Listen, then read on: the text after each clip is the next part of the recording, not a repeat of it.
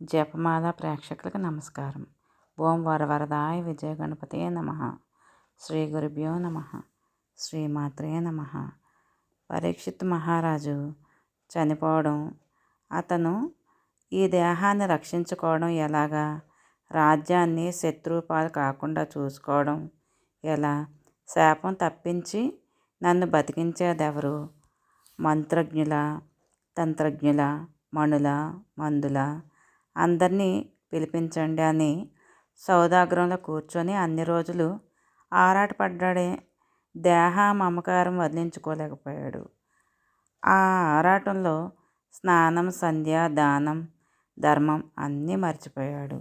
దేవి స్మరణ లేదు, భూమి సైన్యం లేదు, మోహార్ణవంలో మునిగిపోయాడు. ఆ సౌధంలోనే మరణించాడు. ఇవన్నీ నరక హేతువులే. కాబట్టి మీ తండ్రిని నువ్వే ఉద్ధరించాలి, నరక కోపం నుంచి తప్పించి సద్గతిని కల్పించాలి అని వ్యాస భగవానుడు జనమేజయుడికి తెలియజేశాడు. సౌనకాది మహాములారా, వ్యాసుడు ఇలా చెప్పేసరికి జనమేజయుడికి మనసులో దుఃఖం సుళ్ళు తిరిగింది. తండ్రికి ఉత్తమ గతులు కల్పించకపోయాక ఎందుకు నా బతుకు దండగా అనుకున్నాడు. వ్యాస మహర్షి, నువ్వు చెప్పిన యజ్ఞాన్ని చెప్పినట్టు నిర్వహిస్తాను, మా తండ్రికి స్వర్గం లభించాలి అని దృఢచిత్తంతో నిశ్చయించుకున్నాడు. మరొక సమాచారం అడిగాడు. విష్ణుకృత దేవీ యజ్ఞం గురించి ఇప్పుడు విందాము. వ్యాస మహర్షి, దేవీ యజ్ఞాన్ని లోగడ సృష్టి ఆదిలో విష్ణుమూర్తి చేశాడు అన్నావు. సమర్థుడు, జగత్కారణుడైన విష్ణువు ఈ యజ్ఞం ఎందుకు చేయవలసి వచ్చింది? అప్పుడు ఆయనకి సహాయం చేసిన వారు ఎవరు? బ్రాహ్మణులు ఎవరు? ఎంతమంది? వేద విధులైన ఋత్విక్కులు ఎవరు? ఈ వివరాలన్నీ తెలియచెప్పు. విష్ణుమూర్తి చేశాడంటే గొప్ప మాట కదా. ఇది విన్నాక యజ్ఞం ప్రారంభిద్దాం అన్నాడు జనమేజయుడు. అలాగే చెప్తానంటూ వ్యాసుడు గొంతు సవరించుకున్నాడు. జనమేజయ, శ్వేతద్వీపంలో త్రిమూర్తులు స్త్రీ రూపులే జగదీశ్వరిని అర్చించారు. మళ్ళీ తమ పురుష రూపాలు తిరిగి పొందారు. మహాసరస్వతి, మహాలక్ష్మి, మహాకాళి శక్తులను పొందారు. దివ్య విమానంలో మహార్ణవానికి తిరిగి వచ్చారు. ధరామండలాన్ని సృష్టించారు. దానికి ఆధారంగా జగదీశ్వరి శక్తి నిలిచింది. అందుకే దీనికి ధర అనే పేరు వచ్చింది. ఇందులో మధుకైటబులు, మేధస్సు అంటే కొవ్వు కలిసింది కనుక మేదిని అనే పేరు ఏర్పడింది. విశాలంగా విస్తృతంగా ఉంది కాబట్టి పృథ్వీ అనే పేరు సిద్ధించింది. మహి అనే పేరు కూడా అందువల్లనే దీన్ని శేషుడు తన మస్తకం మీద ధరించాడు. అటు ఇటు ఒరిగిపోకుండా నిలబెట్టడానికి ఇనప గుండుల్లాగా పర్వతాలు ఆవిర్భవించాయి. అందుకే వాటికి మహీధరాలు అని పేరు. మణిమయ రత్న శృంగారాలతో బహుయోజన విస్తారంగా బంగారు కొండను కల్పించింది జగదంబిక. దాన్ని మేరుపర్వతం అంటారు. మరీచి, నారదుడు, అత్రి, పులస్త్యుడు, పులహుడు, క్రతుడు, దక్షుడు, వశిష్ఠుడు అనేవారు బ్రహ్మదేవుడికి పుత్రులు. మరీచికి కశ్యపుడు అనే సుతుడు జన్మించాడు. దక్షుడికి 13 మంది పుత్రికలు కలిగారు. వారికి బహువిధాలుగా దేవతలు, దైత్యులు జన్మించారు. అతి విస్తృతంగా కాశ్యపి సృష్టి జరిగింది. అది మనుష్య, పశు, సర్పాది భేదాలతో విస్తరిల్లింది. బ్రహ్మదేవుడు శరీరంలో కుడి భాగం నుంచి స్వయంభూ మనువు ఆవిర్భవించాడు. వామభాగం నుంచి శతరూప అనే స్త్రీ జన్మించింది. ఆవిడకు ప్రియవ్రతుడు, ఉత్తానపాదుడు అనే కొడుకులు కలిగారు. మరో 3 అత్యంత సుందరాంగులు పుత్రికలుగా జన్మించారు. ఇది బ్రహ్మదేవుడు సృష్టి జరిపిన తన కోసం మేరు శృంగం మీద అతి మనోహరమైన సత్యలోకాన్ని నిర్మించుకున్నాడు. లక్ష్మీదేవితో కలిసి నివాసించడానికి, క్రీడించడానికి అనువుగా విష్ణుమూర్తి అన్ని లోకాల కన్నా పైనే వైకుంఠం నిర్మించుకున్నాడు. శివుడేమో కైలాసాన్ని ఏర్పరచుకున్నాడు. భూతగణాన్ని సిద్ధం చేసుకొని పార్వతీ సహితుడే కైలాస పర్వతం మీద విహరిస్తుంటాడు. త్రివిష్టపము అనే స్వర్గాన్ని మేరు శిఖరాల్లో ఒకదానిపై నిర్మించి సురేంద్రుడికి నివాసంగా అందించారు. సముద్ర మథనంలో పుట్టిన పారిజాతాన్ని, కామధేనువుని, 4 దంతాల ఐరావతాన్ని, ఉచ్చేశ్రమైన గుర్రాన్ని, రంభాద్యప్సరస్సుల్ని దేవేంద్రుడికి బహుకరించారు. ధన్వంతరి, చంద్రుడు కూడా క్షీరసముద్రం నుంచి ఆవిర్భవించారు. వీరు కూడా తమ తమ దేవగణాలతో కలిసి స్వర్గంలోనే నివాసం ఏర్పరచుకున్నారు. వీరంతా స్వర్గానికి ఆభరణాలు. దేవతిరియకు మనుష్య భేదాలతో ఇలా సృష్టి ముక్పేటగా సాగింది. అండజములు, శ్వేతజములు, ఉద్భిజములు, జరాయుజములు అనే 4 భేదాలతో జీవరాశి కర్మానుసారంగా సముత్పన్నమైంది. సృష్టిని ఇలా జరిపి త్రిమూర్తులు తమ తమ భార్యలతో తమ తమ నెలవులలో సుఖ సంతోషాలతో విహరిస్తున్నారు. ఇలా ఉండగా ఒకరోజు విష్ణుమూర్తికి శ్వేతదీపము మణిమండపముగా జ్ఞాపకం వచ్చింది.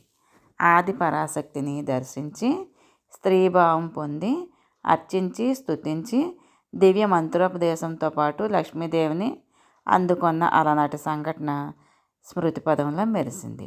మహాదేవి యజ్ఞం చేయాలని కోరిక కలిగింది. బ్రహ్మ మహేశ్వరులను, అష్టదిక్పాలకుల్ని, వశిష్ఠ, కశ్యప, దక్ష, వామదేవ, బృహస్పతుల్ని ఆహ్వానం చేశాడు.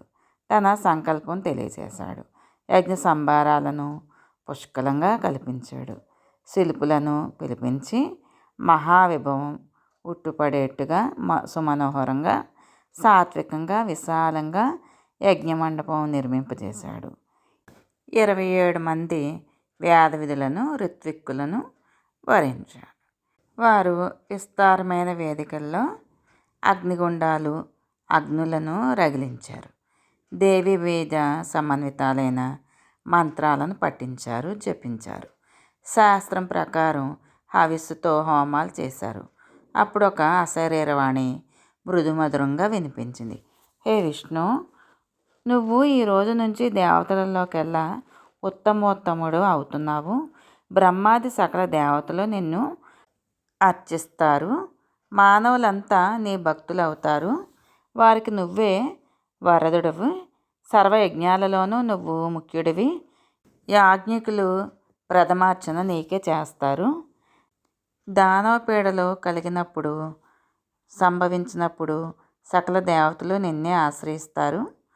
వేద పురాణాలు అన్నింటా నువ్వు పురుషోత్తముడుగా కీర్తింపబడతావు. భూలోకంలో ధర్మగ్లాని సంభవించినప్పుడల్లా నువ్వే అవతరించి ధర్మరక్షణ చెయ్యాలి అని నీ అవతారాలకి భూలోకంలో విస్తృతమైన ప్రాచుర్యం లభిస్తుంది. అందరూ వాటిని అర్చిస్తారు. నీ అవతారాలన్నింటా నా అంశ నీకు సహచరిణిగా ఉంటుంది.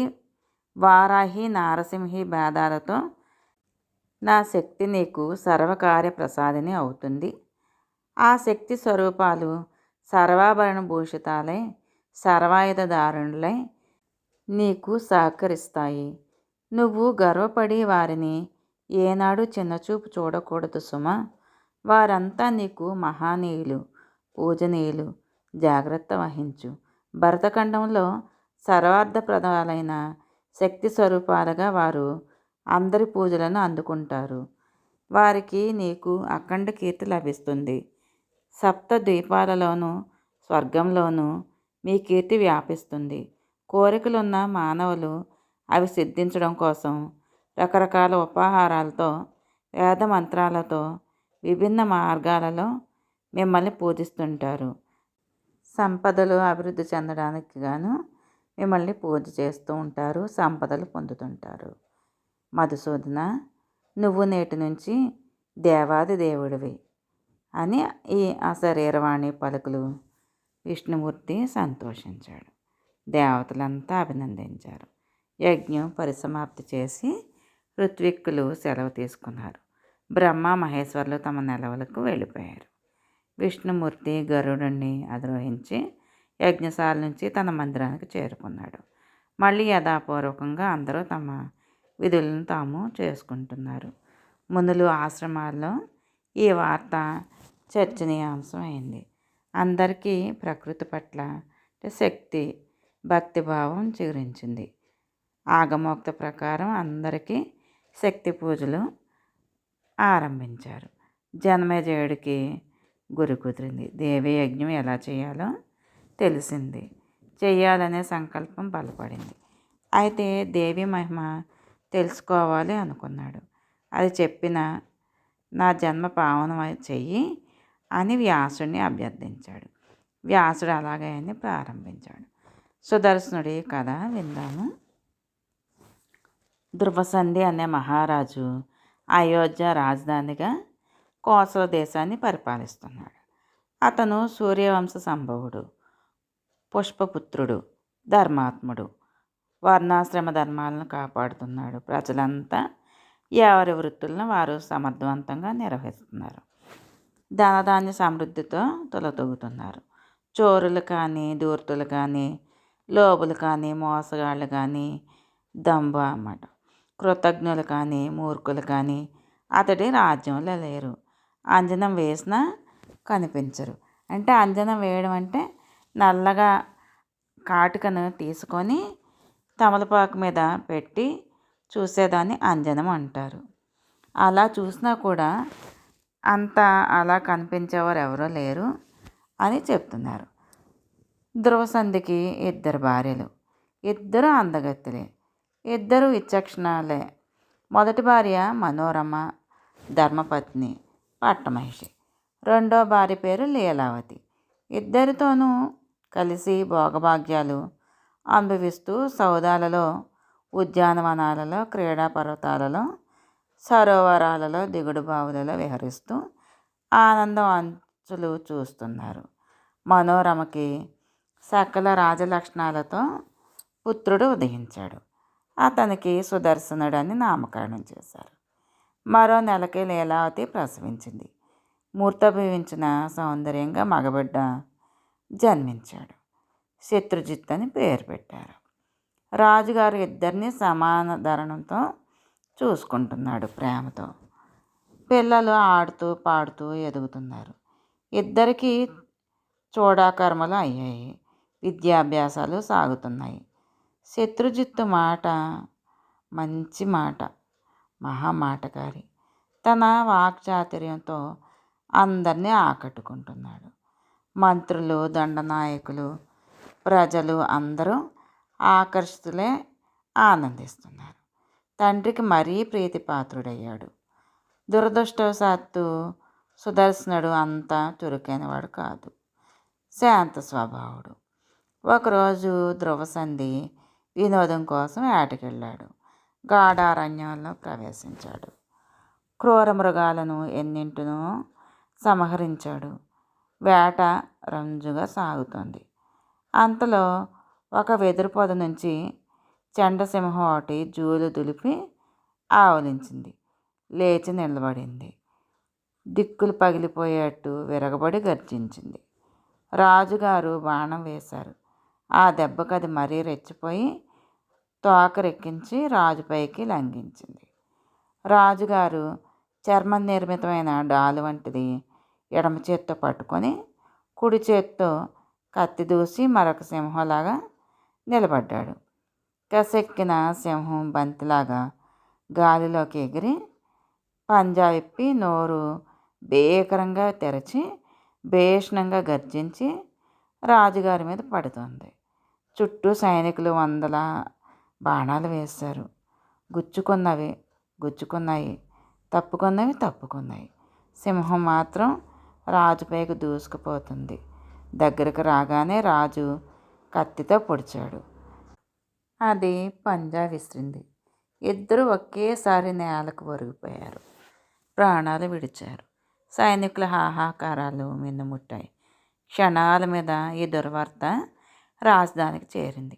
అంతఃపురం బావురుమంది. మంత్రి, పురోహితులు హుటాహుటిన అడవికి వచ్చారు. వశిష్ఠుడి ఆజ్ఞ మేరకు అక్కడే అంత్యక్రియలు జరిపారు.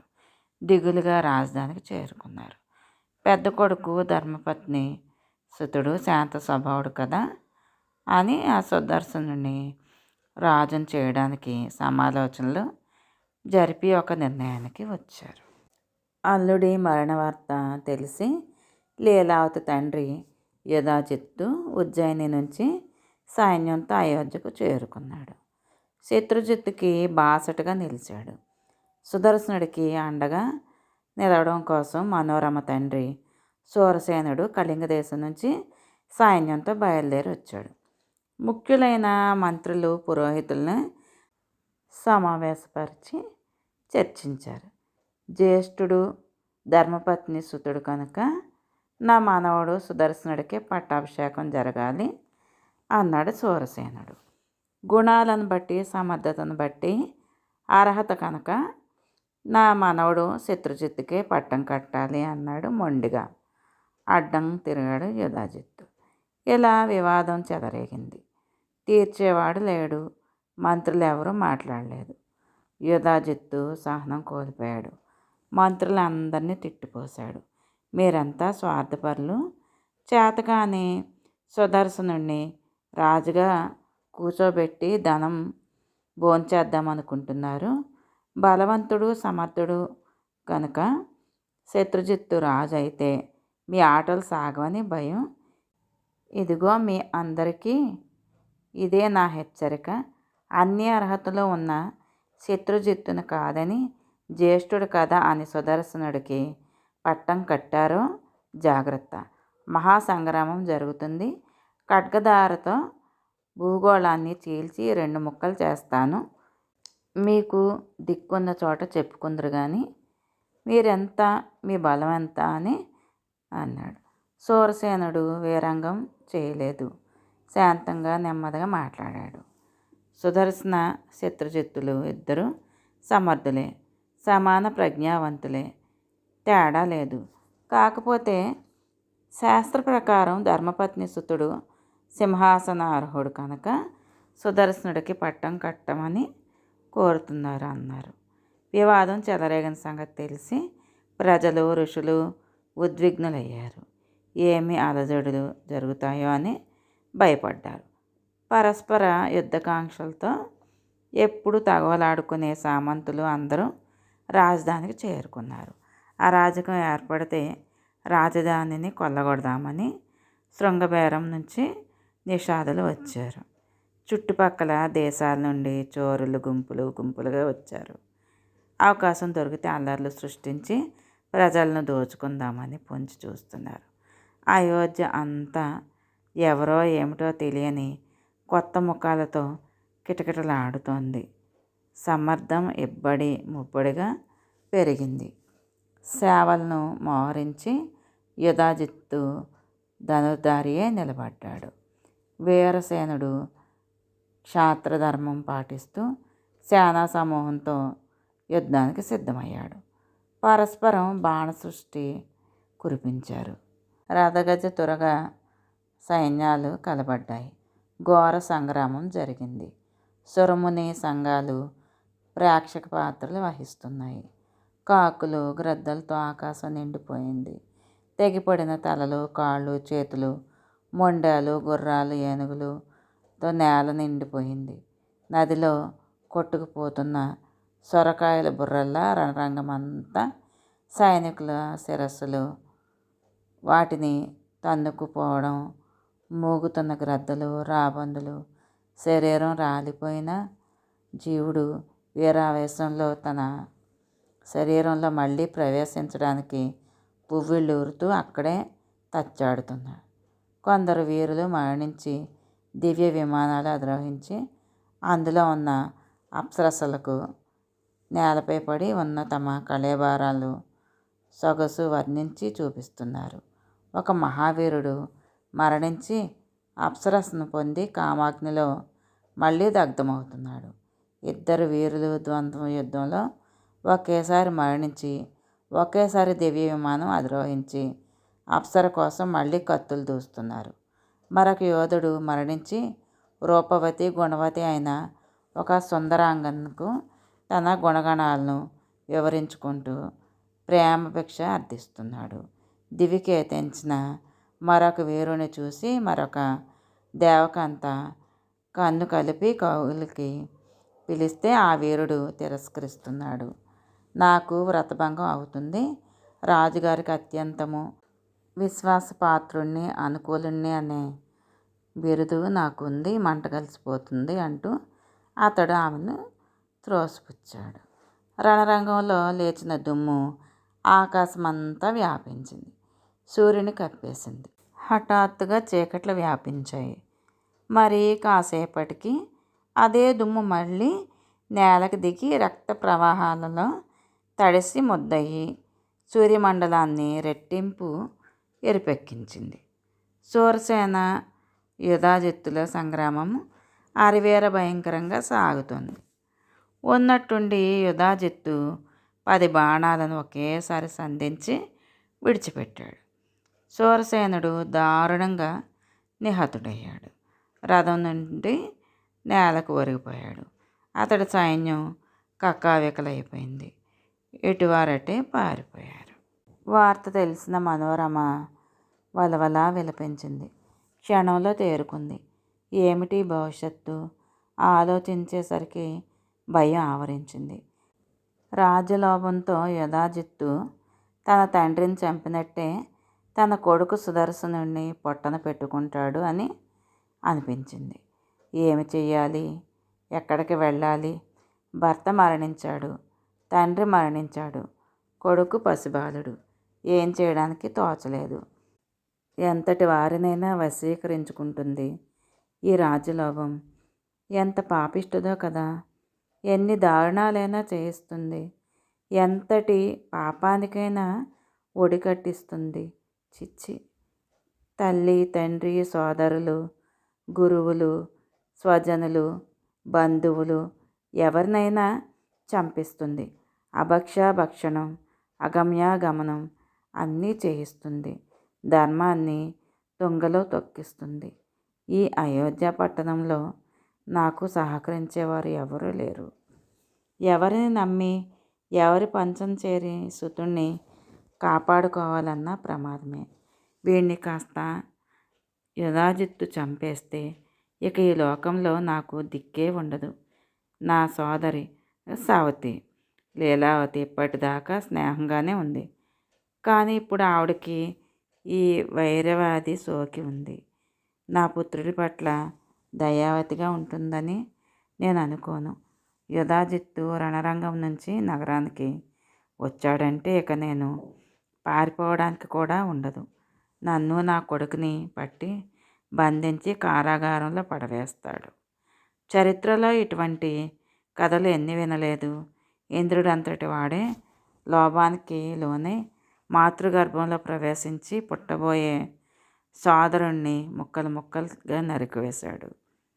ఈ ఇక్ష్వాకు వంశంలోనే వెనకటికి ఒక రాణి తన సవతికి గర్భవిచ్ఛేదం కోరి విషం ఇచ్చింది. అదృష్టవశాత్తు ఆవిడ బతికి బయటపడింది. పుట్టిన కొడుకు గరళం ముద్దతో సహా పుట్టాడు. సగరుడయ్యాడు. కైకేయి రాముణ్ణి అడవులకు పంపించింది. జ్యేష్ఠుడి విరహాన్ని భరించలేక దశరథుడు మరణించాడు. కాబట్టి యుధాజిత్తు కానీ లీలావతి కానీ నన్ను, నా కొడుకును క్షేమంగా చూస్తారే అనుకోవడానికి, బతకనిస్తారనుకోవడం వట్టి వెర్రితనమే. నా కుమారుడికి పట్టం కట్టాలని సమాలోచన జరిపిన మంత్రులు, పురోహితులైనా ఇప్పటి పరిస్థితుల్లో నా పక్షాన నిలుస్తారా? అవసులు ఈ పాటికే యుధాజిత్తుకి వసూలై ఉండిపోయి ఉంటారు. ఎంత దురదృష్టం నాది! ఇటువంటి కష్టాల నుంచి గట్టెక్కించే సోదరుడు ఒక్కడైనా లేకపోయాడు నాకు. సరే, ఇలా దిగులుపడి ప్రయోజనం లేదు. మన ప్రయత్నం మనం చెయ్యాలి. సిద్ధించడం సిద్ధించకపోవడం అంతా దైవానుగ్రహం. త్వరగా కదలాలి. నన్ను, నా పుత్రుడిని రక్షించుకోవాలి. మనోరమ ఇలా నిర్ణయానికి వచ్చింది. విదల్లుణ్ణి పిలిపించింది. అతడు కార్యసాధన నిపుణుడు, అభిమానం ఉన్నవాడు, బహు సుకుమారుడు. ఆడంగి మాట. మనోరమకు అత్యంత విశ్వాసపాత్రుడైన మంత్రి ఆ ఆత్మీయుడిని పిలిచి ఏకాంతంలో బోరుమంది. ఇప్పటి పరిస్థితిలో ఏమి చేయాలో సలహా చెప్పమంది. శ్రీమాత్రే నమః. మిగతాది తర్వాయి భాగంలో విందాము.